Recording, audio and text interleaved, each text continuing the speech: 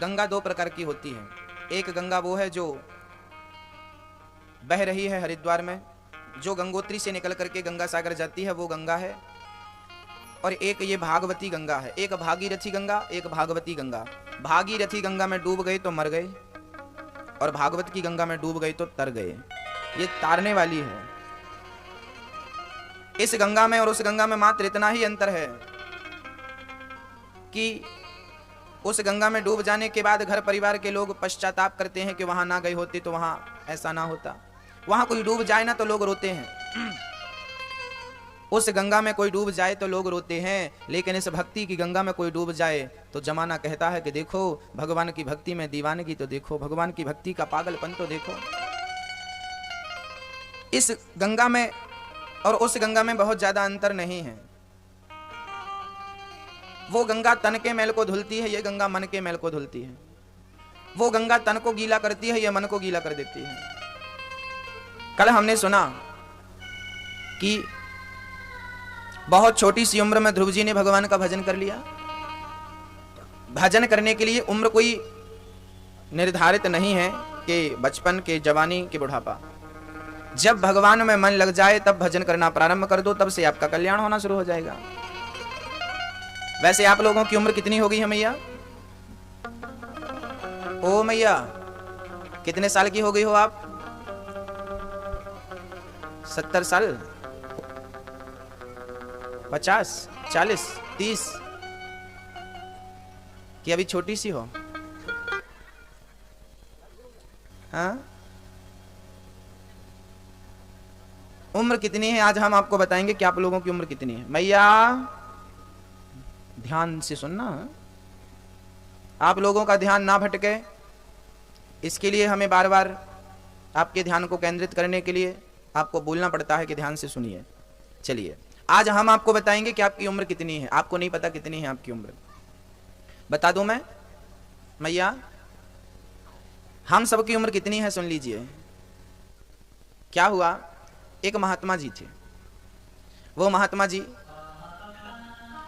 भिक्षा मांगने गए, यहीं आए होंगे सदर में। भिक्षाम देही, मां भिक्षा दो। एक घर में से एक बहू निकल के आई और बहू ने कहा, महाराज जी ये ले लो भिक्षा। महात्मा जी बोले, बेटी तो एक काम करके मुझे पेट भर आज भोजन करा दे। वो बहू बोली, महाराज मैं आपको भोजन बना के नहीं करा सकती, आप ये आटा ले लो, अपना बना के खा लेना। बहू बोली, महाराज जी मैं थोड़ा बिजी हूं। संत जी बोले, अच्छा एक बात बता, तेरे घर में कौन कौन है? उस बहू ने कहा कि इस घर में 4 लोग हैं, मैं, मेरा पति, मेरी सास और मेरा ससुर। 4 लोग हैं। तो संत जी ने पूछ लिया यूं ही कि तेरे ससुर जी क्या करते हैं, तेरा पति क्या करता है? तो इस प्रश्न पर जो उस बहू ने जवाब दिया, शायद आप लोगों में से किसी ने वो जवाब कभी सुना ही नहीं होगा। उस बहू ने कहा कि महाराज करने की बात क्या है, अभी तो उनकी उम्र करने लायक कुछ हुई ही नहीं।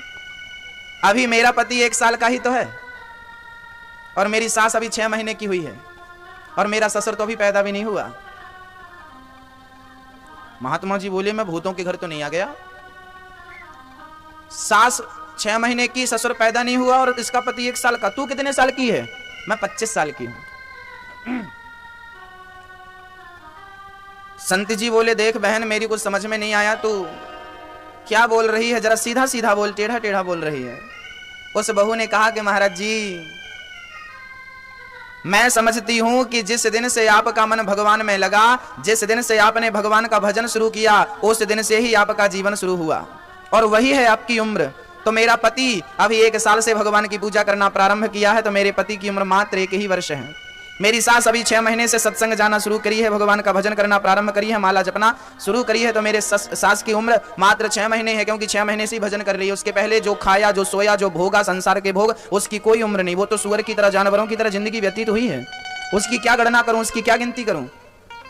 और मेरा ससुर तो अभी भी जुआ खेलने जाता है, अभी भी 1 माला नहीं जपता, मतलब अभी पैदा ही नहीं हुआ। अब आप बताओ कि आप लोग कितने साल के हो गए? हाँ, जब से हम भजन करना शुरू किए हैं उस दिन से हमारी उम्र है, नहीं तो सब व्यर्थ गई ना। अभी तक हमने क्या किया?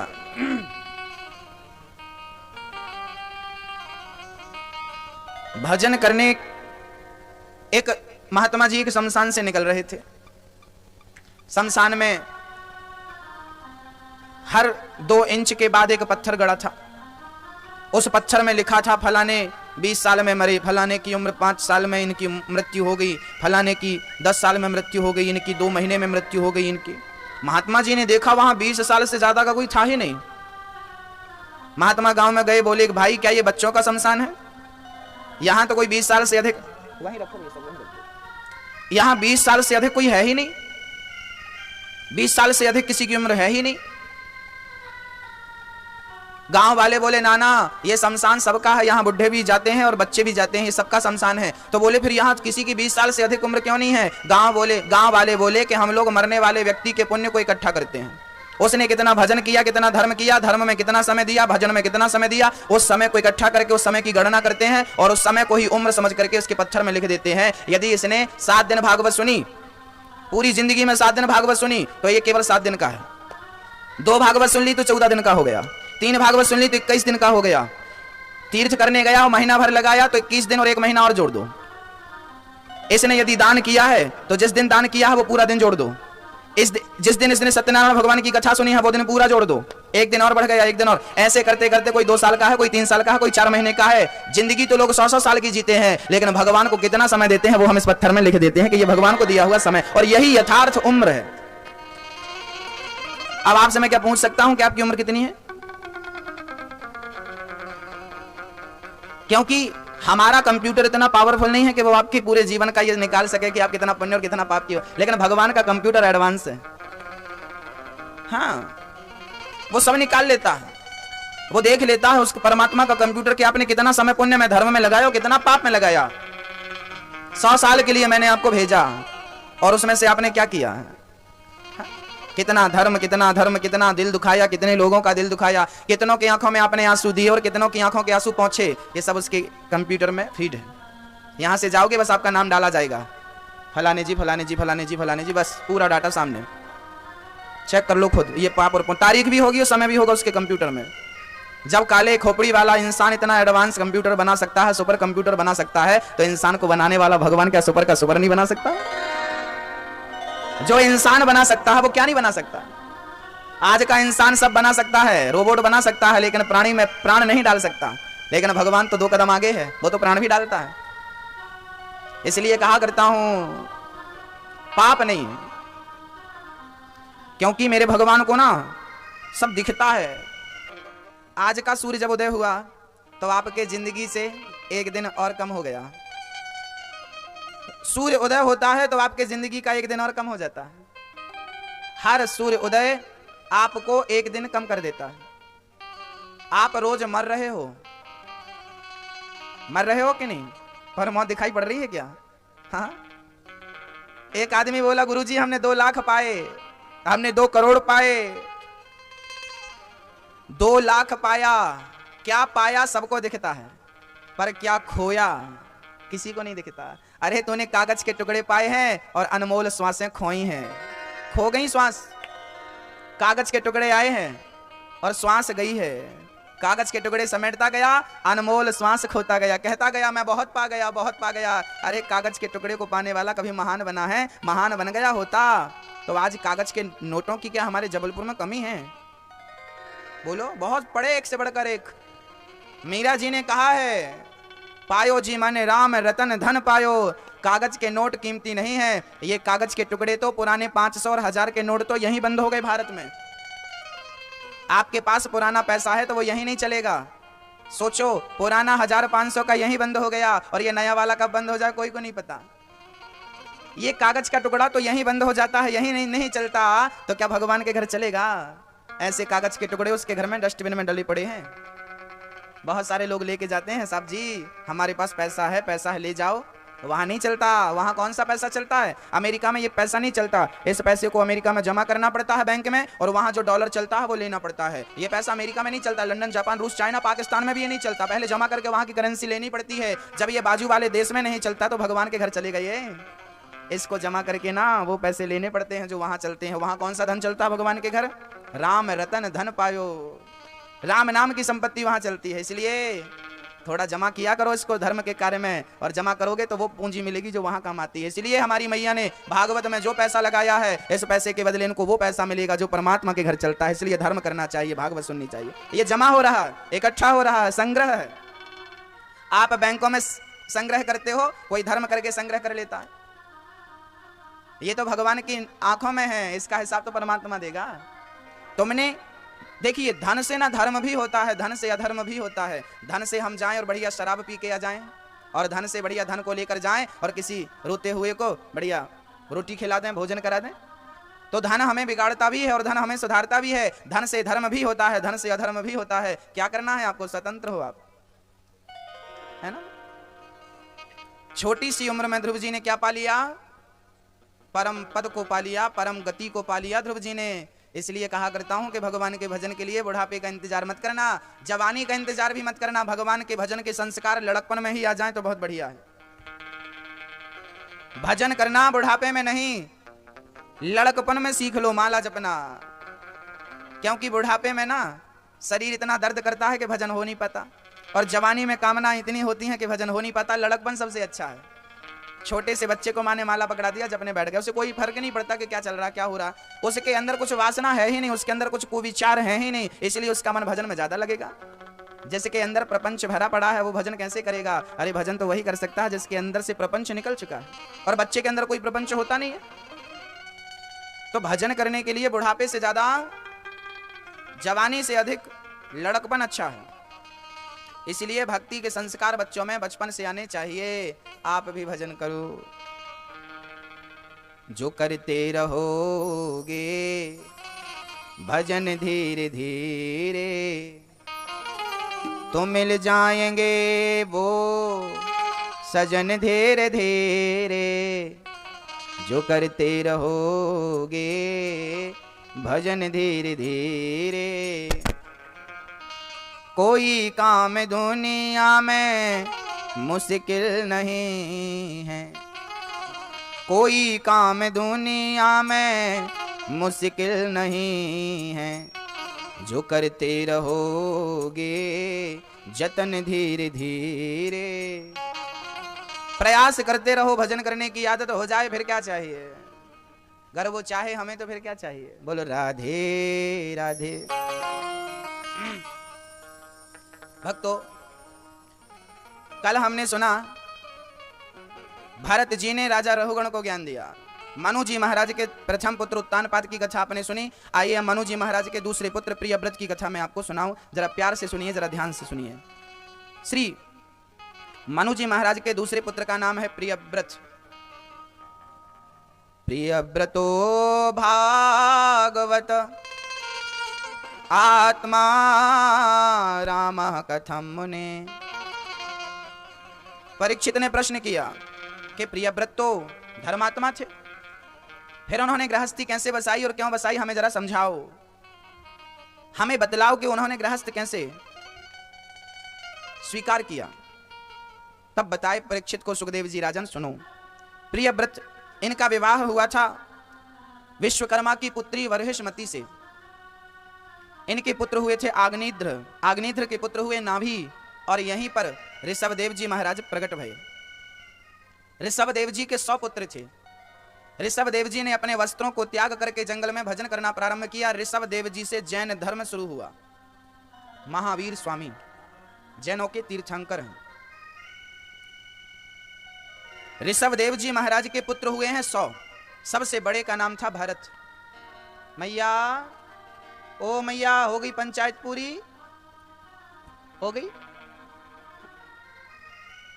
थोड़ा कथा भी सुन लो। पंचायत ही पंचायत। बातें पूरी नहीं होती क्यों? हमारी माताएं तो खड़ी खड़ी 1 घंटे बातें कर लेती हैं, पांव भी दर्द नहीं करते। आदत होती है। वैसे अभी बैठे हो तो हमें पता है कि आपके लिए आसान है बात करना। जब खड़े खड़े 2-2 घंटे पड़ोसन से बात कर सकती हो, वो अपने खिड़की में खड़ी, अपनी खिड़की में खड़ी, वो अपने दरवाजे में खड़ी अपने, और यहीं से 1 घंटे हो गए। इतने दूर से 1 घंटे गुजर गए। पास में होते तो भगवान जाने क्या होता। वो खड़े हैं तो ये हाल है, बैठे हैं तो आप लोग। इसलिए मैं आपको बोलता रहता हूं बातें मत करो, क्योंकि आप बात बैठे हो ना, और पड़ोसन भी बाजू में है। इससे अच्छा मौका और क्या हो सकता है। लेकिन यही आपका त्याग है कि पड़ोसन बाजू में बैठी है लेकिन फिर भी आप कथा सुन रहे हो, ये आपका त्याग है और इस त्याग में आपको खड़े उतरना है। इसलिए गप्पे बंद करो, कथा सुनो। अब नहीं करेंगे मैं ये गप्पे में, मैं देखता हूं, मैंने एक आंख इस तरफ ही लगा रखी है और एक आंख इस तरफ लगाई है, सामने के लिए आंखें नहीं लगाई क्योंकि इनको डर बना रहेगा कि महाराज जी हमको ही देख रहे हैं।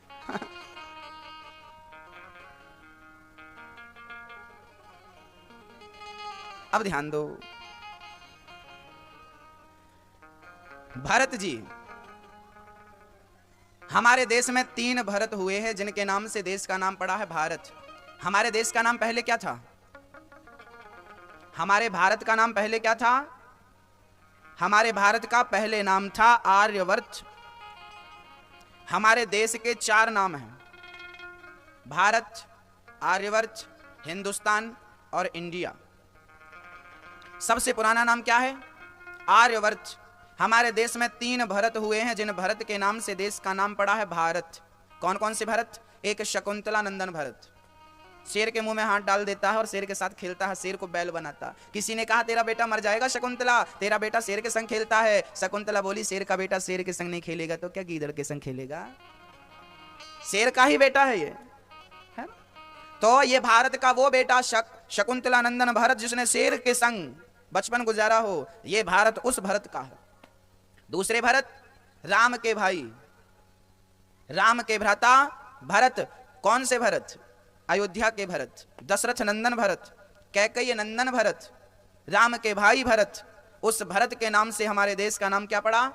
अच्छा, उन भरत में क्या प्रधानता थी, क्या खास बात थी? ये भारत कौन सा भारत है? ये वो भारत है जब राम को वनवास भेजा गया तो भाई राजा नहीं बना कि मेरा भाई वनवास चला गया तो मैं अयोध्या का राज्य, भरत जी चाहते तो अयोध्या का राज्य स्वीकार कर लेते, कोई रोकने टोकने वाला नहीं था। लेकिन धन्य है वो भाई भरत जो अपने भाई के लिए अपने राज्य को त्याग करके और अपने भाई को गले लगाया है। भाई भाई के बीच में कैसा कैसा प्रेम होना चाहिए, ये उस भाई भरत ने हमें सिखाया है। ये उस भरत का देश है, ये उस भरत का भारत है जिस भरत ने हमें भाई भाई के संग प्यार से रहना सिखाया है।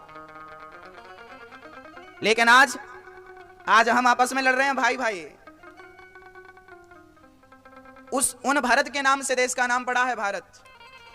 अच्छा मैं ये एक बात बताओ, माना कि कभी अयोध्या में चुनाव होते, इलेक्शन होते और एक पार्टी में भरत जी खड़े होते और एक पार्टी में राम जी खड़े होते, तो बताओ कौन जीतता? हाँ बताओ किसकी विजय होती? मैया किसकी जीत होती बताओ? राम जी जीतते कि भरत जी जीतते? बोलो। हाँ कौन जीतता? बोलो मैया, आप बताओ कौन जीतता मैया? एक पार्टी में राम जी खड़े हैं, दूसरी पार्टी में भरत। यदि इलेक्शन होता तो मैं कह सकता हूं कि जीत भरत की ही होती, राम हार जाते। क्यों महाराज जी? क्योंकि अयोध्या में राम के 2 लोग विरोधी थे। राम के विरोधी कितने थे? कौन कौन? हाँ कौन कौन मैया? मंथरा और ये 2 वोट ना राम को कभी नहीं मिलती, 2 वोट से हार जाते। राम जी को ये 2 लोग कभी वोट नहीं करते। मंथरा, अयोध्या में राम के 2 लोग विरोधी थे। लेकिन एक बात बताओ कि अयोध्या में भरत का कौन विरोधी था? बताइए, भारत का कोई विरोधी था? नहीं। मानो भगवान कहना चाहते हैं कि भगवान की हार हो सकती है लेकिन भक्त की कभी हार नहीं हो सकती। भगवान हार सकता है, भगवान का मान टले तो टले पर भक्त का मान न टलते देखा। भगवान हार जाता है लेकिन अपने भक्त को कभी हारने, यह है भगवान की भगवत्ता। महाभारत के युद्ध में भगवान श्री कृष्ण ने प्रतिज्ञा करी थी, मैं अस्त्र शस्त्र नहीं उठाऊंगा। भगवान ने कहा मैं तेरे साथ लड़ूंगा, तेरे साथ रहूंगा, मैं अस्त्र शस्त्र नहीं उठाऊंगा।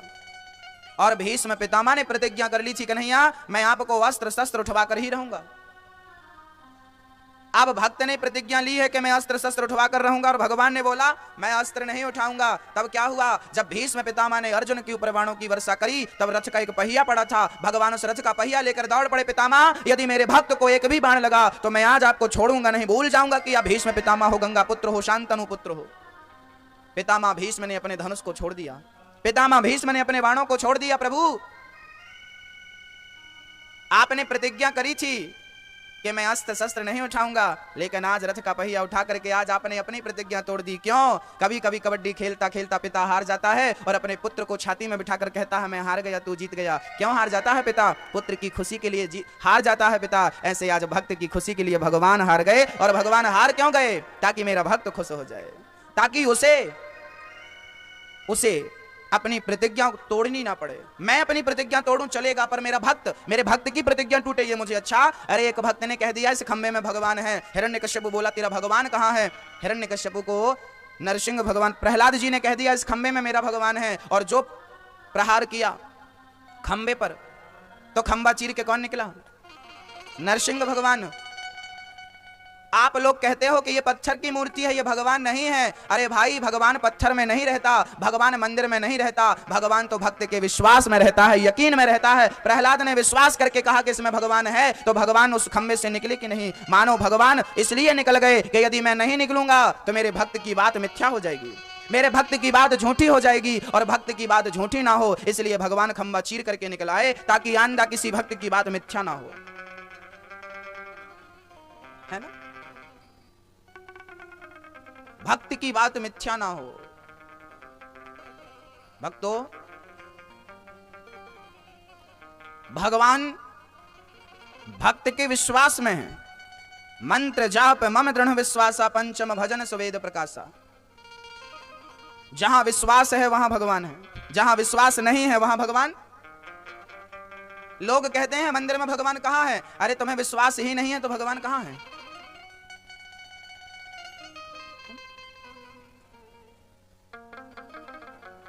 आपको कभी कभी आपने देखा होगा, आपको जब सर्दी अधिक हो जाती है ना, तब आपको खुशबू नहीं आती।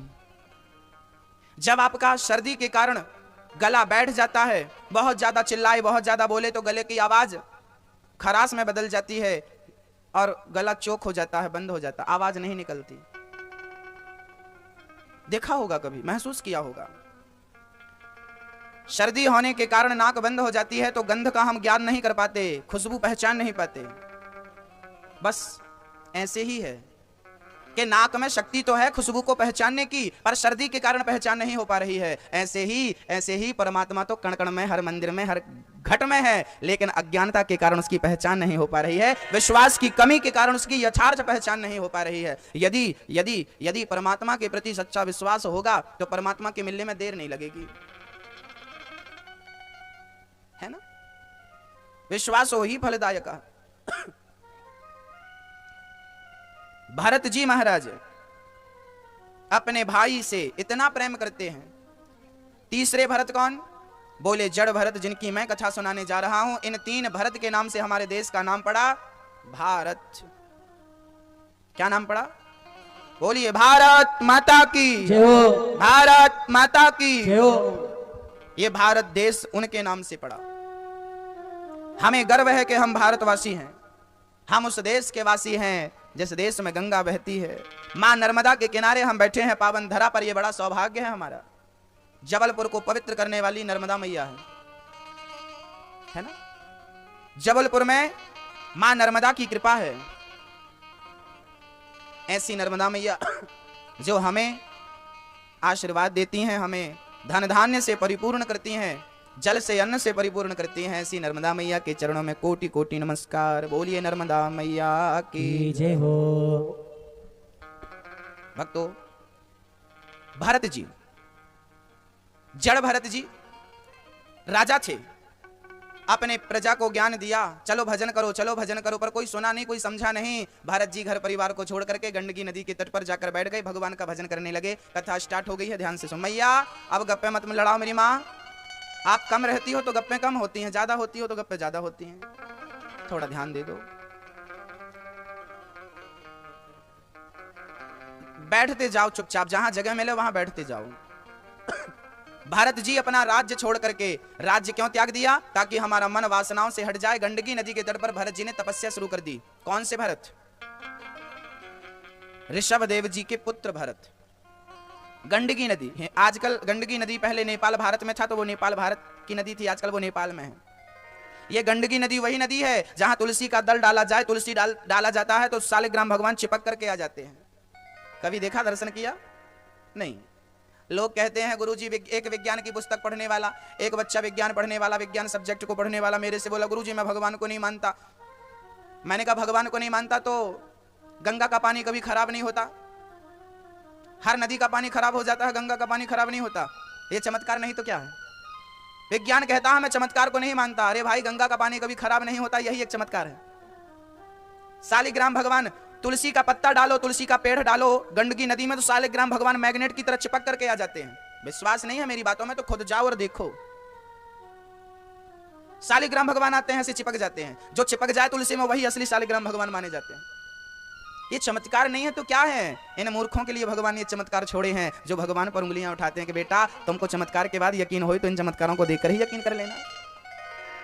भगवान शालिग्राम भगवान जहां उस गंडकी नदी के तट पर श्री भरत जी भजन करने बैठ गए। लेकिन एक दिन एक मृग का बच्चा पानी में बहता हुआ जा रहा था। भरत को लगा राम राम ये मर जाएगा। भरत जी ने उस बच्चे को बचा लिया। किसी की जान बचाना बुरा नहीं था, लेकिन जान बचाकर भरत जी ने क्या किया? उसे अपनी कुटिया में ले आए, उस मृग के बच्चे को उसे घास खिलाने लगे। अब माला वाला छोड़ दिया, अब उसकी सेवा में लग गए। पहले 1000 माला जपते थे, आजकल 500 माला जप रहे हैं। 500 माला का समय उस मृग के बच्चे को दे रहे हैं। अब भरत जी महाराज का क्या हुआ? मन मृग में लग गया। और क्या हुआ? जब मरने का समय आया तो उनको डर लगा कि राम राम मेरे मरने के बाद मेरे मृग का क्या होगा, पशु पक्षी खा जाएं। देखिए मोह है, मोह कब जाग जाए पता नहीं चलता। भरत जी ने घर परिवार क्यों छोड़ा? पत्नी छोड़ी, पुत्र छोड़ा, माल खजाना, प्रजा छोड़ी, राज्य छोड़ा। क्यों? ताकि मेरा मन भजन में लगा, मेरे भजन में कोई बाधा ना बने। लेकिन आज भजन में मृग बाधा बन गया, मृग में मन लग गया। और भरत जी मृग का चिंतन करते करते बेचारे प्राण निकलने को आए और वो मृग को ही देख रहे हैं। मृग को देखते देखते प्राण निकल गए। मृग को जाते ही भरत जी मरे तो मृग का चिंतन करते करते मृग मृग मृग मृग मृग मृग करते करते प्राण चले गए, मर गए। यमराज के पास पहुंचे। यमराज ने कहा चलो इसका खाता वही निकालो, देखो मरते समय इसने किसका ध्यान किया है। शास्त्र कहते हैं अंते या मति सागति, मरते समय हमारी मति जैसी होती है हमारी गति वैसी हो जाती है। इसलिए मरते समय संभालो अपनी मति को। 2 प्रकार के कैमरे आपने देखे होंगे। एक कैमरा वो होता है जो आपके मोबाइल में है, जिससे आप सेल्फी लेते हो। वो कैमरा जो होता है ना, बाहर को देखता है, वो आपकी मुस्कान देखता है, वो आपके फेस को देखता है। उस कैमरे से बाहर की तस्वीरें निकाली जाती हैं। आपके अंदर क्या चल रहा है, कौन सा फ्रैक्चर है, कहां पर क्या, वो बाहर का कैमरा अंदर नहीं देख सकता। एक कैमरा डॉक्टर के पास होता है, जिसे एक्सरे मशीन कहते हैं। वो आपके फेस की तस्वीर नहीं निकालता, वो सेल्फी नहीं ले सकता, वो हड्डी की निकालता। एक कैमरा मोबाइल का है, वो फेस की तस्वीर निकालता है। एक कैमरा एक्सरे मशीन है जो हड्डी की तस्वीर निकालती है। ये दोनों कैमरे भारत में पाए जाते हैं, देश में पाए जाते हैं। एक कैमरा भगवान के पास है। वो कैमरा कहां की तस्वीर निकालता है? जब आप मरने लगते हो, जब मैं मरने लगता हूं, तो वो हमारे मन की तस्वीर निकालता है। और मरते समय हमारे मन में क्या चल रहा था वो तस्वीर निकाल के भगवान को दे देता है। प्रभु मरते समय आपके मन में क्या चल रहा था? इसलिए कहा करता हूं कि मरते समय अपने मन को संभाल लेना, मरते समय अपने मन को सुधार लेना, क्योंकि अंते या मति सागति है ना। मरते समय सावधानी, क्योंकि मरते समय एक आदमी बोला गुरुजी हमारा कुत्ता बड़ा ईमानदार है। हमने कहा क्यों ना रहे, तुम्हारे दादाजी ही तो हैं। अरे महाराज जी क्या बोल रहे हो, हमारे दादाजी? हमने कहा हाँ सुन, तेरे जो दादाजी है ना, जब उनकी मौत आई तब वो यही सोच रहे थे कि मेरी बहू और मेरा बेटा गैर जिम्मेदार है, गैर जिम्मेदार है। ताला खोल के चला जाता, दरवाजा खोल कर चला जाता है। मेरे घर का क्या होगा, मेरे घर की तकनबारी कौन करेगा, रक्षा कौन करेगा? ये घर घर घर घर घर घर करता करता मरा। और जब मरा तो यमराज ने देखा इसके मन में तो सुरक्षा चल रही थी। अब भगवान ने कहा चलो इसको सुरक्षा करने वाला ही बना के भेज दो, तो कुत्ता बना के भेज दिया। कल तक इस घर का मालिक था, आजकल इस घर का कुत्ता है। हंसने की बात नहीं है, रियल है। आपका कुत्ता बहुत ईमानदार है तो वो आपका सगा भी है, कोई रिश्तेदार है और आपका अपना ही है। ये मैं नहीं कहता, शास्त्र कहते। एक आदमी बोला महाराज, कई लोगों को आपने देखा होगा मरते समय पैसा पैसा करते हैं, पैसा पैसा पैसा करके मर गए। जो पैसा पैसा करके मरता है वो अगले जन्म में क्या बनता है? वो अगले जन्म में सांप बनता है। आजकल तो बैंक हैं तो लोग अपना पैसा बैंक में रखते हैं, लेकिन पिछले जमाने में ना बैंक नहीं थे तो लोग अपना पैसा जमीन में गाड़ देते थे। तो आपने देखा होगा जहां जहां जमीन में पैसा होता था ना, वहां वहां सांप भी होता था। सुना होगा अपने बाप दादों से या प्रैक्टिकल किया हो, जहां धन गड़ा होता है, जहां माया गड़ी होती है, वहां एक सांप भी होता है उसकी रक्षा करने के लिए। और याद रखना वो सांप और कोई नहीं, उस धन का मालिक था। मरते समय विचार आया मैंने धन गड़ाया था, कोई को बता नहीं पाया, धन धन पैसा पैसा करता करता मरा, अगले जन्म में वहीं पर गुड़री मार के बैठा। ताक बेटा, क्योंकि सांप को ना धन की कीमत होती है, सांप के पास मणि होती है, मणि सबसे अनमोल होती है। सांप तो मणिधर होता है, सांप तो वैसे ही धनवान होता है। तो धन को रक्षा, धन की रक्षा कौन करेगा? सांप करेगा। तो आप में से किसी को बनना, सांप बनना हो तो फिर धन धन करते मरना। घर की चिंता ज्यादा हो तो कुत्ता बन के आ जाना अगले जन्म में। इसलिए हमारे बाप दादे बुजुर्ग जब आदमी मरने लगता है ना तो राम नाम सत्य बोलते हैं, ताकि मरने वाला राम का नाम सुन ले। राम का नाम सुन करके मरेगा तो उसके नाम के गया में श्राद्ध भी करने की आवश्यकता नहीं पड़ेगी, सीधे भगवान के परम धाम को चला जाएगा, मुक्ति हो जाएगी। राम का नाम पावरफुल है। महाराज जी,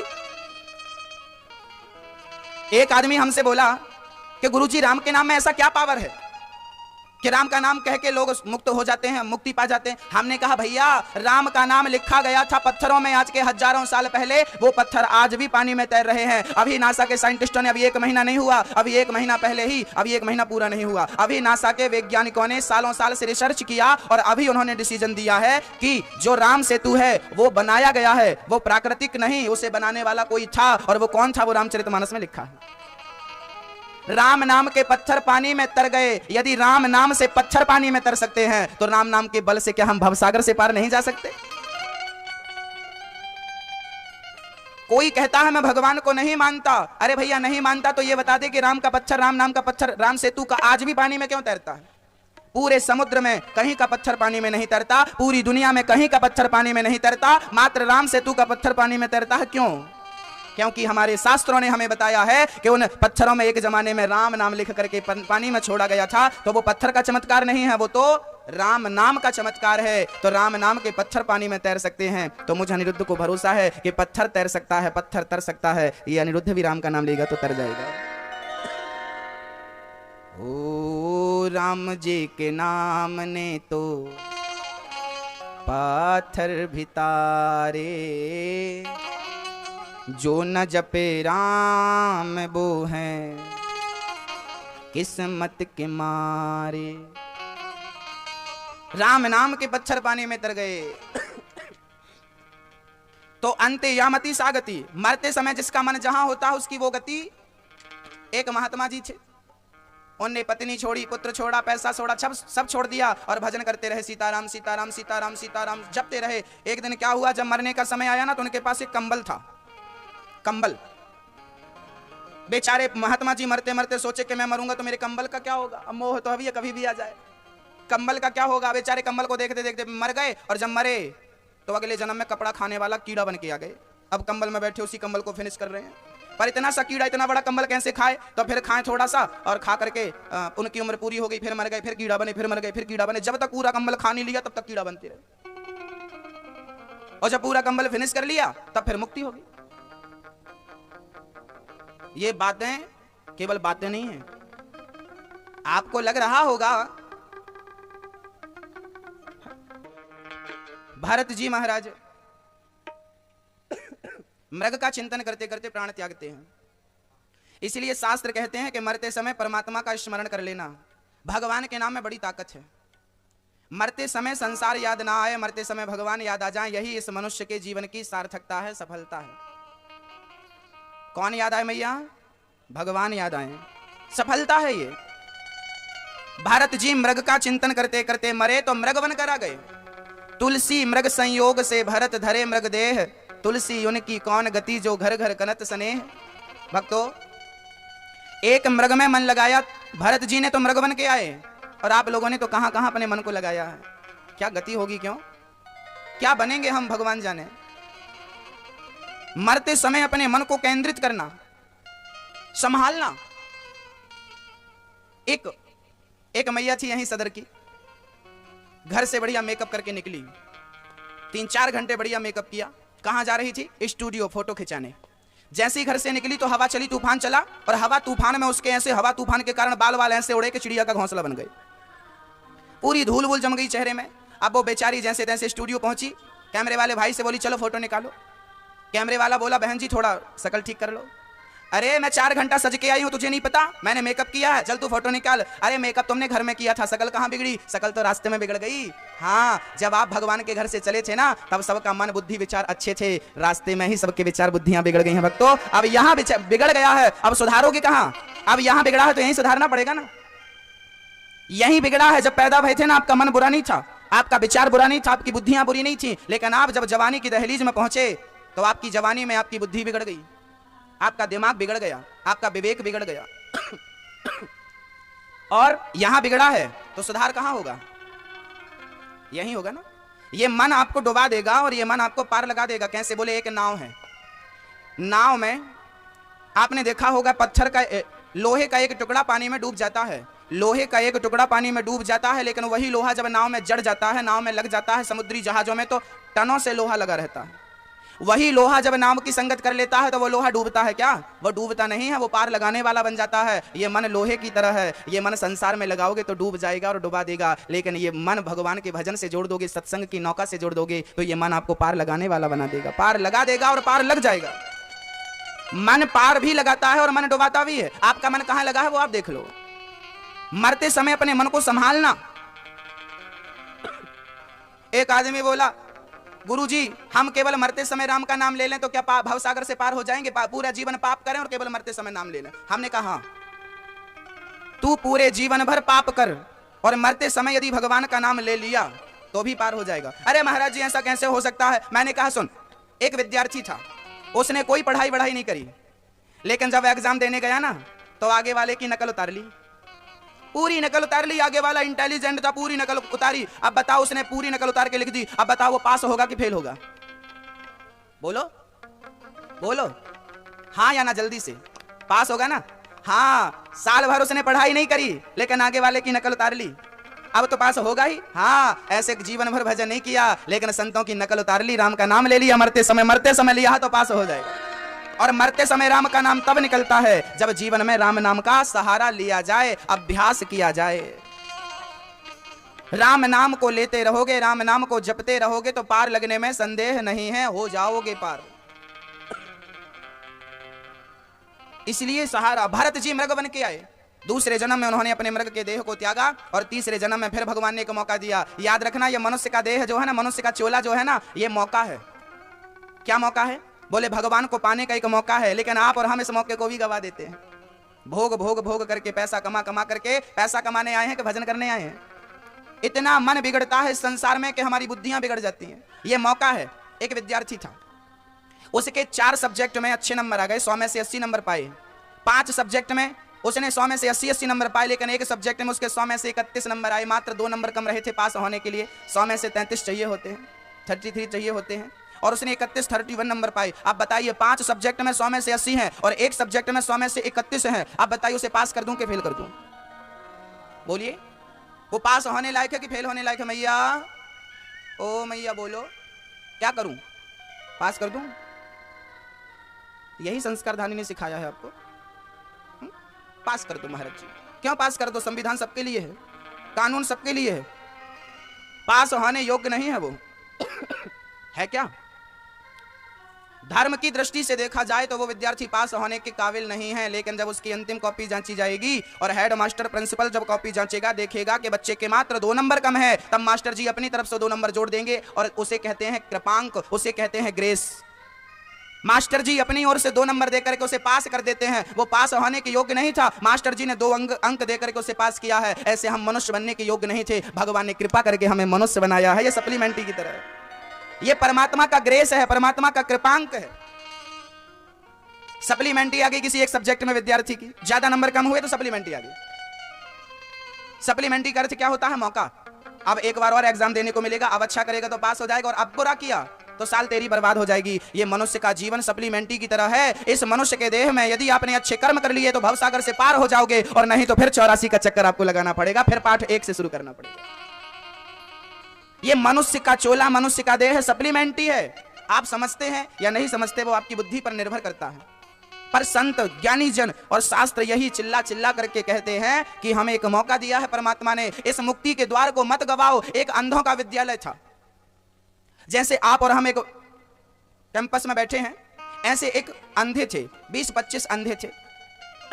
उन अंधों को बाउंड्री के बाहर जाना था और दरवाजा मात्र एक ही था।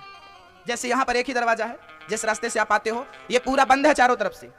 अब अंधों को बाहर निकलना हो तो क्या करेंगे? अंधे ने क्या किया, एक अंधे ने बाउंड्री पकड़ ली और बाउंड्री पकड़ के किनारे किनारे पकड़ पकड़ के चलना शुरू किया, कहीं ना कहीं तो दरवाजा आएगा। और अंधे ने बाउंड्री पकड़ी और दूसरे अंधों ने पकड़ लिया, चैन बना ली लंबी। एक ने बाउंड्री पकड़ी, जैसे ही वो चक्कर लगा के गेट के पास पहुंचा वैसे ही अंधे को खुजली होने लगी सर में। वो खुजलाने लगा और खुजलाता हुआ आगे चला तो दरवाजा निकल गया। फिर चक्कर लगाया, दूसरी बार चक्कर लगा के जैसे तैसे गेट के पास पहुंचा तो अपने मित्र से ऐसे गप्पों में मस्त हुआ कि दरवाजा कब निकल गया पता ही नहीं चला। वो अंधे बार बार परिक्रमा लगाते रहे। सच कहूं तो वो अंधे और कोई नहीं है, हम ही वो अंधे हैं। मुक्ति का दरवाजा है ये, मनुष्य का शरीर ही मुक्ति का दरवाजा है। इस मनुष्य का तन पाकर के यदि मुक्ति के पास नहीं पहुंचे तो भैया बार बार यहीं चक्कर लगाना पड़ेगा गोल गोल। खुजली कौन सी उठती है? वासनाओं की खुजली, मोह माया की खुजली, है ना। आप विषयों को खुजलाने में ही लगे हो और मुक्ति का दरवाजा निकल गया। आप पैसा कमाने में लगे हो तब तक उम्र निकल गई, मतलब उम्र क्या निकल गई? मुक्ति का ये दरवाजा था, ये शरीर ये निकल गया, मतलब मौका गया। अब फिर 84 का चक्कर, फिर नाली का कीड़ा बनो, फिर हाथी बनो, फिर चींटी बनो। उसके बाद फिर एक बार भगवान मनुष्य का चूल्हा देगा। साल भर पढ़ोगे तब साल में एक बार एग्जाम होते हैं, फाइनल, है ना। साल भर आपने जो पढ़ा है फाइनल में आपको क्लियर करना पड़ेगा, लिखना पड़ेगा। आपने जीवन कई योनियों में जो आपने किया है, इस मनुष्य के चोले को पाकर के अब अपने मन को मत बिगाड़िएगा, नहीं तो आपको पश्चाताप करने के सिवा कुछ भी नहीं बचेगा। भरत जी ने समझा कि भगवान ने मौका दिया है। भरत जी तो भगवत भजन करने में मस्त हो गए, परमात्मा का ध्यान कर रहे थे भरत जी। उनकी भौजाइयों ने, भाइयों ने खाना पीना बंद करा दिया। भरत जी को पिता ने कहा चल गायत्री मंत्र पढ़। भरत जी बोले मेरे से नहीं आता। पिताजी ने बोला तू जड़ है, मतलब मूर्ख है। भरत जी का नाम हो गया जड़ भरत। पूरा देश उनको जड़ भरत के नाम से जानने लगा। भरत जी को घर से निकाल दिया भौजाइयों ने, जंगल में रह करके भगवान का भजन, क्योंकि भजन करने वाले को ना कोई अपमान नहीं होता, कोई अपमान नहीं, कोई सम्मान नहीं। भरत जी जंगल में निकलकर भजन करने लगे भद्रकाली को मारने के लिए। भद्रकाली के सामने भरत की बलि चढ़ाने के लिए वहां के लोग आए और भरत जी को जब बलि चढ़ाने के लिए सर झुकाया तो भद्रकाली ने प्रकट होकर के भरत की रक्षा कर दी। भरत जी ने भद्रकाली को नमस्कार किया और जंगल में स्वच्छंद विचरण करने लगे, भगवान का भजन करने लगे। एक दिन सिंधु सौवीर देश का राजा रहुगण पालकी में चढ़कर जा रहा था। अचानक उसका एक कहार बीमार पड़ गया तो भरत जी को ही पालकी पकड़ा दिया। भरत जी रहुगण की पालकी उठाकर आगे आगे चलने लगे। पर भरत तो संत थे ना, संत नीचे देखकर चलता है। कोई चींटी तो नहीं मर रही है, कोई पांव के नीचे जीव जंतु तो नहीं आ रहे हैं। भरत जी ने जैसे आगे देखा चींटियों का समूह था। भरत जी ने छलांग लगा दी। भरत जी के छलांग लगाते ही राजा रहुगण की खोपड़ी पालकी से टकराई और सर में से ब्लड आ गया। क्यों रे, देख देख कर नहीं चलते क्या, मेरा सर फोड़ डालोगे? कहारों ने कहा महाराज ये नया नया भर्ती हुआ है, बिना इंटरव्यू का यही उछल रहा है। अरे समझाओ। समझाया, बड़ा खतरनाक राजा है, मृत्युदंड देगा। भरत को तो संत आदमी थे, उन्हें क्या डर था मौत से। फिर आगे चले और फिर छलांग लगाई तो राजा रहुगण का सर पालकी से टकराया। अब पर्दा हटाकर देखा कौन है। इशारा किया कहारों ने, ये मोटा तगड़ा, ये बार बार उछल कर रहा है। भरत जी को बोला रहुगण ने, क्यों रे, बहुत दुबला पतला है, मेरा वजन नहीं उठा पा रहा, बार बार उछल कूद कर रहा, अभी तुझे मृत्युदंड देता हूं। भरत जी ने कभी बोले नहीं, भरत जी की कभी वाणी खुली ही नहीं। लेकिन आज भरत जी ने सोचा कि इस मूर्ख को यदि मैंने ज्ञान नहीं दिया तो लोग कहेंगे जिसकी पालकी भरत जैसो संत ने उठाई वो मूर्ख का मूर्ख रहा। संत जिसका बोझ उठा लेते हैं वो मूर्ख नहीं होता, उसे ज्ञानी बनाकर ही छोड़ते हैं, परमात्मा से मिलाकर ही छोड़ते हैं। आज भरत जी ने राजा रहुगण को ज्ञान दिया। भरत जी को लगा कि इसे ज्ञान देना आवश्यक है, देना ही पड़ेगा। राजा रहुगण बोला तू मूर्ख है, तू मुझे समझता नहीं मैं कौन हूं, मुझे पहचानता नहीं। भक्तों, आज भरत जी ने ज्ञान दिया और ज्ञान क्या दिया? त्वयोदितं व्यक्तम विप्रलब्धम भरतो समय स्याददिवेर भारः गन्तुरि यदि स्यादधिगम्य मध्वापि वेतिरासौ न विदाम प्रवादः। भक्तों, भारत जी ने ज्ञान दिया है अपने उस राजा को जो अभिमानी था, रहुगण को। रहुगण बोला मैं तुझे मार डालूंगा। भारत जी ने बोला पहले ये बताओ कि तुम मारोगे किसे, शरीर को मारोगे कि आत्मा को मारोगे? मैं तो आत्मा हूं, मैं शरीर तो हूं नहीं। याद रखना मैया, शरीर और आत्मा अलग अलग होते हैं, आपको पता है कि नहीं मैया? ओ मैया देखो कैसी गप्पे चल रही हैं, है ना। भरत जी ने कहा तुम मारोगे किसे, शरीर को कि आत्मा को। मैया देखो शरीर अलग होता है, आत्मा अलग होती है। आप लोग क्या हो, शरीर हो कि आत्मा हो? बोलो क्या हो? मैया जल्दी से बोलो, क्या हो आप? आत्मा हो? आप क्या हो मैया? हाँ क्लियर नहीं है महाराज जी, आप ही बता दो। चलो हम बता देते हैं। देखिए शरीर अलग होता है, आत्मा अलग होती है। जैसे मोबाइल और सिम, मोबाइल की तरह है शरीर और सिम कार्ड की तरह है आत्मा। मोबाइल और सिम दोनों एक दूसरे के बिना रह नहीं सकते।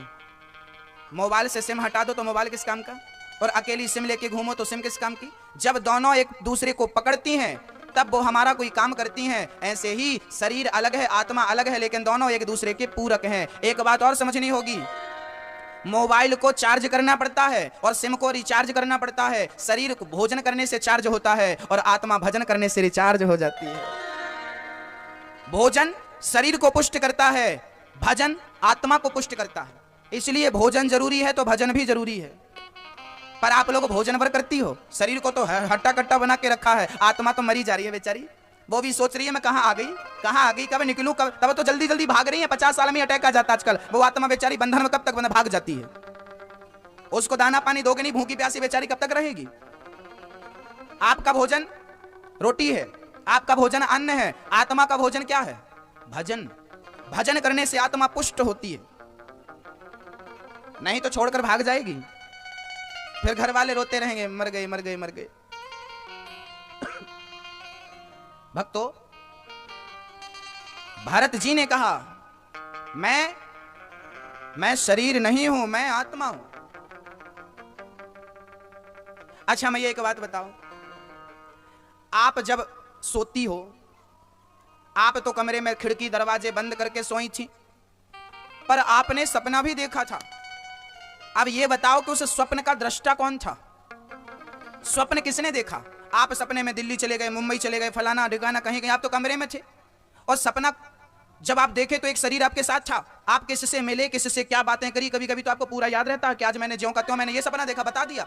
मतलब ये बताइए, आप तो कमरे में सो रहे थे, सीता तो कमरे में सो रही थी, फिर सपना कौन सी सीता ने देखा? सीता तो वहां नर्मदा जी में बढ़िया स्नान कर रही थी, बोली सपने में आज मैं नर्मदा जी में नहा रही थी। बोले आज सपने में मैं कथा सुनने गई थी, तो आप तो कमरे में थी भैया, पर वहां कैसे चली गई? और जब गई तो वो कौन था जो गई? आज हम यही आपसे पूछेंगे कि वो कौन था, और आपको यही समझाएंगे कि ये जीवन क्या है, ये सब्जेक्ट क्या है। हम दूसरों की बुराई करते हैं, हम दूसरों को समय देते हैं। अरे जिस व्यक्ति ने अपने आप को समझ लिया और अपने आप को जान लिया, बस वही महान हो जाया करता है, वही विवेकानंद बन जाया करता है। हाँ, इंसान का बनाया कंप्यूटर। एक आदमी बोला, हमने बोला क्या पढ़ता है? बोले कंप्यूटर सीखता हूं। हमने कहा कंप्यूटर सीखता? कंप्यूटर तो इंसान ने बनाया, उसमें क्या सीखने जैसा है? घर में ले या सीख? नहीं महाराज जी, उसमें बहुत सारे सॉफ्टवेयर ऐसे होते हैं, बहुत सारे फंक्शन ऐसे होते हैं जिनको सीखना पड़ता है। हमने कहा भैया जैसे कंप्यूटर को सीखना पड़ता है, समझना पड़ता है, इंसान के बनाए कंप्यूटर को समझना और सीखना पड़ता है, तो परमात्मा का बनाया ये कंप्यूटर ही तो है, इसे भी तो सीखना और समझना पड़ेगा। ये भी कंप्यूटर है। कितना भी बड़ा इंजीनियर हो, पूरे कंप्यूटर को नहीं समझ पाता, वो एक फील्ड को समझ पाता है। ऐसे ही पूरे जीवन में इंसान अपने आप को नहीं समझ पाता कि मैं कौन हूं। चलिए मैं पूछ रहा हूं, आप कौन हो? आप बोलेंगे मैं गीता हूं, मैं सीता हूं, मैं राम सिंह हूं, मैं फलाना सिंह हूं। तो क्या आप सीता हो, क्या आप गीता हो, क्या राम सिंह हो, क्या फलाने हो, क्या ठिकाने हो? ये तो आपका नाम है। आज आपका नाम है रामबाई, रामबाई की जगह मैंने श्यामबाई रख दिया होता तो श्यामबाई होती आप। तो आपका नाम तो आपकी मां ने रखा, वो कुछ भी रख देती तो आप तो क्या वही हो जाती। चलिए पैदा हुए थे, उसके बाद आपका नाम रखा गया था। नाम रखने के पहले आप क्या थे? जब आपका नाम नहीं रखा गया था तब आप क्या थे? आप कौन हो? कहां से आए हो? कहां जाओगे? आइए हम इन प्रश्नों का उत्तर आपको आज देते हैं। मैं कौन हूं? मैं कहां से आया हूं? मैं क्यों आया हूं? शरीर क्या है? आत्मा क्या है? स्वर्ग शरीर जाता है कि आत्मा जाती है? स्वप्न किसने देखा? आइए इन तमाम प्रश्नों पर थोड़ी सी आज चर्चा करें। विषय बड़ा कठिन है, यदि आपने ध्यान से सुना तो मेरी हर बात समझ में आएगी, और आपने थोड़ी भी गप्पे लड़ाई तो मेरी बात सर के ऊपर से निकल जाएगी। इसलिए कथा में ध्यान केंद्रित करना आपका काम है। सुनिए, देखिए, शरीर अलग है, आत्मा अलग है। अलग है, गाड़ी अलग है, ड्राइवर अलग है, रिक्शा अलग है, रिक्शा वाला अलग है। लेकिन आप क्या बुलाते हो? रिक्शा। तो आप बताइए, जब आप बोलते हो रिक्शा, तो रिक्शा आता है कि रिक्शा वाला आता है? बोलो। दोनों आते हैं, लेकिन ये बताओ कि सुनता कौन है? रिक्शा सुनता है कि रिक्शा वाला? हाँ, आते दोनों हैं, मतलब दोनों एक दूसरे के पूरक हैं। अच्छा, रिक्शा वाला और रिक्शा ये दोनों एक ही हैं कि अलग अलग हैं? अलग अलग है ना। हाँ, जैसे रिक्शा अलग है, रिक्शा वाला अलग है, लेकिन सुनता दोनों है। जब आपने बोला रिक्शा, तो बुलाया रिक्शा को, लेकिन आया रिक्शा वाला। बस ऐसे ही जैसे रिक्शा अलग है, रिक्शा वाला अलग है, गाड़ी अलग है, ड्राइवर अलग है, ऐसे शरीर अलग है और आत्मा अलग है। लेकिन मैंने बुलाया रामबाई, तो सुना किसने? हाँ, रिक्शा। रिक्शा ने नहीं सुना। मैंने बोला रामबाई, तो शरीर ने नहीं सुना। शरीर रिक्शा है और शरीर को चलाने वाला ड्राइवर है। जैसे रिक्शा और रिक्शे का ड्राइवर, ऐसे शरीर रिक्शा है और आत्मा इसका ड्राइवर है। इंद्रियों को चलाने वाला मन है, 5 ज्ञानेंद्रिय प्लस 5 कर्मेंद्रियों को चलाने वाला मन है, इनका ड्राइवर मन है। लेकिन शरीर को चलाने वाला कौन है? कौन है? आत्मा। अब प्रश्न ये खड़ा हुआ कि शरीर को तो सुख दुख होता नहीं है। होता है क्या? शरीर को सुख दुख होता है? ठंडी किसको लग रही है? महाराज जी बहुत ठंडी हवा चल रही, कंबल ओढ़ लो, रजाई। ठंडी किसको लग रही है? शरीर को कि आत्मा को? हाँ? अच्छा, जब आप और हम, जब कोई मर जाता है तो मरे हुए आदमी को लोग काट दें या जला दें या गाड़ दें, उसको दर्द होता है? जब तक उसके अंदर आत्मा थी तब तक उसे दर्द था, उसे ठंडी थी, उसे गर्मी थी। लेकिन आत्मा निकली तो आप गड़ा दो, जला दो, काट दो, कोई सुख दुख होता है? इसका मतलब है शरीर जड़ है। शरीर को सुख दुख नहीं होता, शरीर जड़ है। फिर सुख दुख कैसे होता महाराज जी? बोले शरीर के साथ आत्मा जुड़ी रहती है, तब तक सुख दुख की अनुभूति होती है, और आत्मा निकल गई तो सुख दुख की अनुभूति नहीं होती। अब यहां एक और प्रश्न खड़ा हुआ, यहां यह प्रश्न खड़ा हुआ कि शरीर तो जड़ है, शरीर को सुख दुख होता नहीं है, क्योंकि शरीर जल जाता है तो कोई चिल्लाता नहीं कि मैं जल रहा हूं। आत्मा के बारे में गीता में लिखा है कि नैनम छिंदन्ति शास्त्राणि नैनम दहति पावकः। आत्मा अजन्मा है, अमर है, आत्मा का कभी विनाश नहीं होता। आत्मा को आग जला नहीं सकती, हवा उड़ा नहीं सकती, पानी डुबा नहीं सकता, गीला नहीं कर सकता, तलवार काट नहीं सकती। आत्मा अमर है, आत्मा अजन्मा है, आत्मा को सुख नहीं होता, आत्मा को दुख नहीं होता। तो प्रश्न ये खड़ा हुआ कि फिर हमें फोड़ा होता है तो दर्द किससे होता? मच्छर काटता है तो दर्द किससे होता? शरीर को दर्द होता नहीं है, आत्मा को दर्द होता नहीं है। फिर तीसरा कौन है? शरीर तो जड़ है, जड़ है कि नहीं? मरने के बाद काट दो, दर्द नहीं होता। शरीर जड़ है, आत्मा को सुख दुख होता नहीं है, ऐसा शास्त्र कहते हैं। फिर तीसरा कौन है जिससे दर्द होता है? आइए मैं आपको बताऊं क्या होता है। जब आप सपना देखते हैं, आपके पास कितने शरीर हैं? आपके कितने शरीर हैं? बोलो, कितने हैं? एक। यही आपके अज्ञान का कारण है। आपके पास एक शरीर नहीं है, आप सबके पास, हम सबके पास 2 शरीर हैं। महाराज जी आज तक तो हमने एक ही देखा। हाँ, एक होता है स्थूल शरीर। स्थूल शरीर वो है, मैं आपके सामने बैठा हूं, आप मेरे सामने बैठे हो, जो दिख रहा है ये स्थूल शरीर। एक शरीर होता है सूक्ष्म शरीर। महाराज जी वो सूक्ष्म शरीर दिखता क्यों नहीं? दिखता है, आइए मैं दिखाता हूं आपको। जब आप सपना देखते हो तो आपका शरीर तो कमरे के अंदर था, फिर सपना किसने देखा? वहां कौन गया? दिल्ली। सपने में मुंबई कौन गया? सपने में भेड़ाघाट कौन गया? बोलो। आप तो कमरे में थे, साथ दरवाजा खिड़की सब बंद थे, फिर वहां कौन चला गया? हाँ, स्वप्न जो देखता है वो शरीर कौन सा होता है? वही है सूक्ष्म शरीर। अच्छा, आपको सपने में ना दर्द भी होता है, आप सपने में कभी कभी रोते हैं, आप सपने में कभी कभी हंसते हैं, आपको सपने में कभी कभी दर्द होता है, कभी दुख होता है, कभी सुख होता है। आप सपने में राजा बन गए, यार मैं आज सपना देखा, आज मैं राजा बन गया, आज मैंने सपना देखा मैं प्लेन से उड़ रहा था। हाँ, ये कौन था? आंख खुली तो आप तो बिस्तर में थे, लेकिन आंख बंद थी तब तो आप प्लेन में घूम रहे थे सपने में। हाँ, ये स्वप्न को जो देखने वाला था ना, मैया होगी गप्पे पूरी। अब सुन लो, अभी भी कुछ बचा है।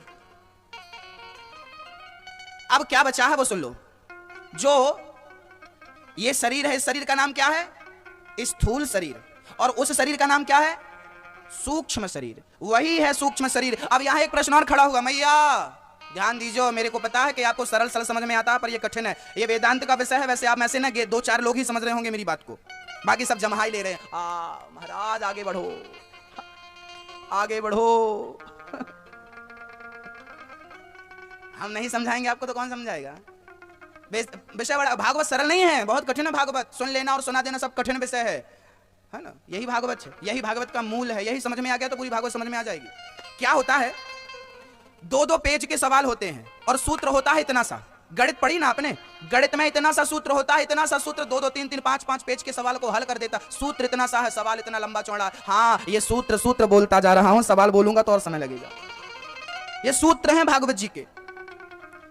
आपके पास कितने शरीर होते हैं, कौन कौन से? एक सूक्ष्म शरीर, एक स्थूल शरीर। स्थूल शरीर ये है और सूक्ष्म शरीर वो है जो स्वप्न का दृष्टा है। चलिए आगे का। अब यहां एक प्रश्न खड़ा हो गया। क्या महाराज जी? प्रश्न ये खड़ा है कि पुण्य करने वाला शरीर है, मैंने किसी को दान कर दिया, भाई ये रख, ये पुण्य हो गया। मैंने किसी का गला दबा दिया, ये पाप हो गया। पुण्य और पाप करने वाला शरीर है, लेकिन पुण्य और पाप करने वाला शरीर तो यहीं जल के राख हो जाता है, यहीं गाड़ दिया जाता है। फिर भोगता कौन है? स्वर्ग नरक। गुरु जी कहते हैं स्वर्ग जाओगे, नरक जाओगे, मैं तो यहीं जल के भस्म हो जाऊंगा। फिर स्वर्ग नरक कौन जाएगा? कौन जाएगा? स्वर्ग नरक कौन जाता है?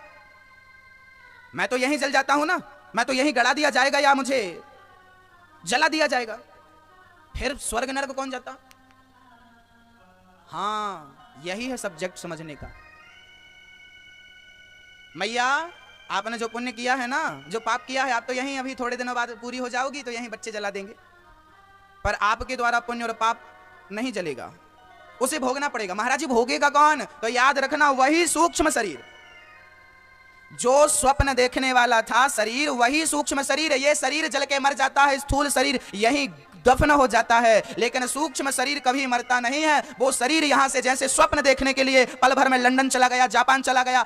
यहां से जापान जाना हो तो आपको 15-20 घंटे लगेंगे फ्लाइट में, लेकिन ना सपना देखा तो 4 घंटे की नींद में ही आप लंदन वंदन घूम के आ गए, पेरिस घूम के आ गए, जापान घूम के आ गए। इतनी दूरी इतने कम समय में तय कैसे कर ली? जैसे सूक्ष्म शरीर बड़ी तेजी से, हवा के वेग से अधिक सबसे तेज चलने वाला क्या है? मन। सबसे तेज दौड़, बिजली से भी फास्ट यदि कोई चलता है तो मन सबसे फास्ट चलता है, और इस मन से भी करोड़ों गुना फास्ट ये सूक्ष्म शरीर, ये जाता है भोगने के लिए। हम तो यहीं मर जाते हैं, पर यह सूक्ष्म शरीर हमारे पुण्य को, हमारे पाप को भोगता हुआ फिर गति पाता है। एक आदमी बोला महाराज जी ऐसा नहीं है। हमने कहा फिर कैसा है? बोला कि महाराज जी शरीर से हमने पुण्य किया, शरीर से हमने पाप किया, तो पुण्य पाप करने वाला शरीर था वो यहीं जल के राख हो गया, तो पुण्य और पाप भी यहीं जल जाते होंगे, आगे कोई नहीं जाता वाता। हमने कहा तेरी बात 100% गलत है, मैं सिद्ध कर सकता हूं। बोला महाराज जी कैसे? मैंने कहा सुन, एक सेठ जी थे यहीं के सदर के, एक सेठ जी थे, उनके कपड़ों का काम धंधा था। आज सेठ जी बेचारे कपड़े बेच करके आए, रात को पत्नी ने भोजन कराया, पति जी सो गए। सेठ जी जब सोए तो खर्राटे देख के बढ़िया नींद आई। अब सेठ जी को एक सपना आया, सेठ जी को सपना आया कि उन्होंने दुकान खोली है और एक ग्राहक आया। ग्राहक बोला हमें 1 मीटर कपड़ा दे दो काले रंग का। सेठ जी सपने में ही अपनी दुकानदारी चालू कर रहे हैं। सेठ जी ने जो चादर ओढ़ रखी थी, कंबल ओढ़ रखा था, सेठ जी ने उसी कंबल को बीच से फाड़ दिया, और जैसी कंबल फटा आंख खुली, ना वहां ग्राहक था ना वहां दुकान थी। पर जो कंबल फट गया वो सचमुच फट गया कि नहीं? कंबल फट गया वो सच्ची का था, लेकिन वहां ग्राहक नहीं था, वहां पर दुकान नहीं थी। ऐसे ही जैसे ग्राहक नहीं था, दुकान नहीं थी, ना ग्राहक सत्य था ना दुकान सत्य थी, लेकिन जो चादर फटा वो सचमुच फट गया। ऐसे ही ना ये शरीर सच है ना ये संसार सच है, लेकिन शरीर के द्वारा किया गया पुण्य और पाप सच है, उसे भोगना ही पड़ता है, जाकर भोगना पड़ेगा। एक आदमी बोला गुरुजी आप कहते हो कि आत्मा का कभी जन्म नहीं होता, आत्मा कभी मरती नहीं है, तो फिर एक बात बताओ, आज के 50 साल पहले भारत की जनसंख्या 50 करोड़ थी, आज 21वीं सदी में 125 करोड़ की जनसंख्या हो गई। ये बताइए ये इतनी सारी आत्माएं कहां से आ गई? पहले जनसंख्या कम थी, आज जनसंख्या ज्यादा है, और आत्मा का कभी जन्म नहीं होता, कभी मरती नहीं है, ऐसा गीता में लिखा है। आत्मा जन्म नहीं लेती, मरती नहीं, तो ये आत्माएं कहां से बढ़ गई? कहां से आ गई गुरुजी आत्मा? तो हमने उत्तर दिया, सुनो मैया, आत्मा क्या है, आत्मा के बारे में आपको जानना है थोड़ा सा, है ना? बस ये बात बोल के ना मैं इस सब्जेक्ट को बंद करूंगा, ये आपकी समझ में कम आ रहा है। आज मैं आपको बताऊंगा कि आत्मा क्या है, हमारे शरीर में आत्मा क्या है, कैसे आती है, कहां जाती है। सुनो, पहले जनसंख्या कम थी, आजकल ज्यादा है, आत्मा कभी मरती नहीं, तो ऐसा कैसे पॉसिबल हुआ? सुनो क्या होता है, अभी देखो सूर्य भगवान हैं, ये प्रकाश दिख रहा है। अब आप एक काम करो कि अपने घर की छत में या घर के आंगन में या घर की रोड में जहां भी सूर्य भगवान का प्रकाश आता है वहां आप घड़े में पानी भर भर के रखो। 1000 घड़े में पानी भर के रखोगे तो हर घड़े में आपको एक सूर्य नजर आएगा। आएगा कि नहीं? वो क्या होता है सूर्य का? क्या होता है? वो सूर्य की परछाई होती है। क्या होती है? वो प्रतिबिंब है। 1000 घड़े में पानी भर के रखा तो कितने सूर्य नजर आए? 1 लाख घड़े में पानी भर के रखोगे तो कितने सूर्य नजर आएंगे? आप बताइए, क्या सूर्य भगवान 1 लाख हैं? नहीं ना, सूर्य तो एक ही है, लेकिन जितने घड़े होंगे उतनी परछाई नजर आएंगी, उतने अंश नजर आएंगे। अरे ये सूरज जैसे दिख रहा, अरे ये सूरज, इस घड़े में सूरज है, इस घड़े में, अरे वो सूरज नहीं है, सूरज की परछाई है। सूरज जैसा दिखने वाला सूरज का अंश है। क्या है वो? अंश है। 1000 घड़े में पानी भरा तो 1000 सूर्य, 1 करोड़ घड़े में पानी भरोगे तो 1 करोड़ सूर्य नजर आएंगे। अब एक काम करो, अब सारे घड़ों को फोड़ डालो। अब फोड़ डालो, उसके बाद वो सूर्य कहां चले गए? अब दिखाई पड़ रहे हैं जब घड़े का पानी खत्म हो जाएगा, कहां चले गए वो सूर्य? बोलो। उस एक से ही अनेक बन गए थे कि नहीं? और वो अनेक खत्म हो गए तो एक में विलीन हो गया कि नहीं? हाँ, जैसे एक सूर्य से अनेक सूर्य की परछाई निकलती हैं, ऐसे ही एक परमात्मा से अनेक आत्माओं की ये परछाई है। ये शरीर घड़ा है और इस घड़े में पड़ने वाली आत्मा परछाई है। किसकी परछाई? परमात्मा की। इसलिए तुलसीदास जी ने कहा है, ईश्वर अंश जीव अविनाशी। आत्मा को ईश्वर का अंश कहा गया है। जैसे घड़े में सूर्य का अंश अभी दिखाई पड़ा आपको, ऐसे परमात्मा का ये अंश शरीर एक घड़ा है और इस घड़े में आत्मा रूपी ईश्वर का अंश पड़ता, परछाई है उसकी। और जब मैं मर जाऊंगा ये घड़ा 5 तत्व। अच्छा, ये घड़ा कहां से बना? ये घड़ा किससे बना? ये घड़ा 5 तत्वों से बना है। छित जल पावक गगन समीरा पंच रचित अति अधम शरीरा। ये 5 तत्वों का घड़ा बनता है और जब मरता है तो 5 तत्व में विलीन हो जाते हैं। आग में, पानी में, आकाश में, पृथ्वी में, अग्नि में। ऐसे ही जैसे ये 5 तत्व अपने अपने में लीन हो जाते हैं, ऐसे आत्मा घड़ा था तो परछाई थी, घड़ा टूट गया तो परछाई एक सूर्य में विलीन हो गई। ऐसे एक परमात्मा में सारी आत्मा विलीन हो जाती है, विलय हो जाता है।